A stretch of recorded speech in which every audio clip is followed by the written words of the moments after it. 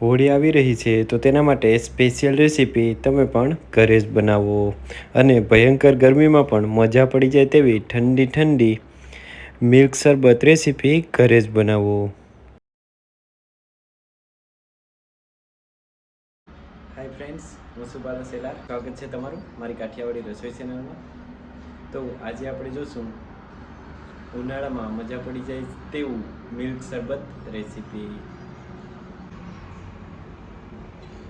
અહીં મેં કાજુ, બદામ, પિસ્તા, ઇલાયચી, થોડો 2 ચમચી જેટલો કસ્ટર્ડ પાવડર, 3 ચમચી જેટલી સુગર લીધી છે। આ બધી જ વસ્તુને મિક્સર જારમાં લઈને હું સરસ ક્રશ કરી લઈશ।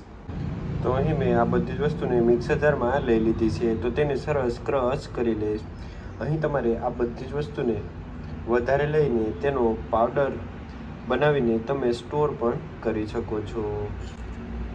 તમે તેને સ્ટોર કરવું હોય તો બધી જ વસ્તુ વધારે લેવાની। તો તેને 1 કપ સુગર, અડધો કપ કસ્ટર્ડ પાવડર અને તે જ પ્રમાણે ડ્રાય ફ્રૂટ્સ તમે લઈને તેને તમે ક્રશ કરીને સ્ટોર કરીને તમે યુઝ કરી શકો છો। અહીં મેં જે બધી જ વસ્તુ લીધેલી હતી તેને સરસ ક્રશ કરી લીધી છે, તમે જોઈ શકો છો। આ પ્રમાણે તમે ક્રશ કરીને તેના પાવડરને સ્ટોર પણ કરી શકો છો। મેં અહીં અડધા લીટર જેટલું દૂધ લીધું છે, તેને ગરમ કરવા રાખેલું છે।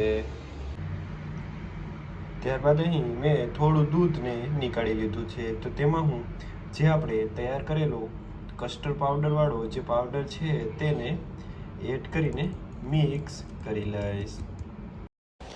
અહીં હું 3 ચમચી જેટલો પાવડરનો યુઝ કરી રહ્યો છું। અહીં આ પ્રમાણે મેં મિક્સર તૈયાર કરેલું છે। અહીં તૈયાર કરેલી પેસ્ટમાં થોડું કેસર એડ કરેલું છે। અહીં દૂધનો ઉકાળો આવવા લાગ્યો છે, તો તેમાં આપણે જે મિશ્રણને તૈયાર કરીને રાખેલું હતું કસ્ટર્ડ પાવડરવાળું તેને આપણે એડ કરશું। અહીં તેને ફરી પાછું 2 થી 3 ઉકાળા લાવીને પરફેક્ટ આપણે ઉકાળી લેવાનું છે। અહીં 3 જેટલા ઉકાળા આવી ગયા છે અને પરફેક્ટ આપણું મિલ્ક તૈયાર થઈ ગયું છે, તમે જોઈ શકો છો। અહીં મીડિયમ થિકનેસવાળું મિલ્ક તૈયાર કરેલું છે, તો તેને હું ઠંડુ કરી લઈશ।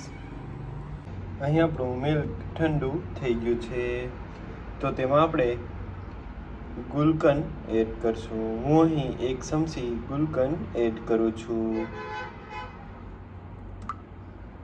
તેને સરસ આપણે મિક્સ કરી દઈશું। તો અહીં મીડિયમ થિકનેસવાળું આપણું મિલ્ક શરબત તૈયાર કરેલું છે। અહીં તમે જોઈ શકો છો જે ચમચીની સરફેસ છે તેની ઉપર ચોંટી જાય છે તેટલું આપણું ઘટ મિલ્ક શરબત તૈયાર કરેલું છે। અહીં મેં આઈસ ક્યુબ લીધા છે, તેને હું એડ કરીશ। અહીં ઠંડુ બનાવવા માટે થઈને આઈસ ક્યુબ એડ કરી રહ્યો છું।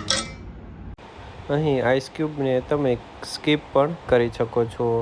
અહીં આપણું એકદમ ઠંડુ મિલ્ક શરબત તૈયાર છે, તેને તમે ડાયરેક્ટ ફ્રીજમાં રાખીને પણ ઉપયોગ કરી શકો છો। મેં અહીં આઈસ ક્યુબનો ઉપયોગ કરેલો છે, તો તમે પણ હોળી ઉપર આવી પરફેક્ટ રેસીપી ઘરે જ બનાવજો।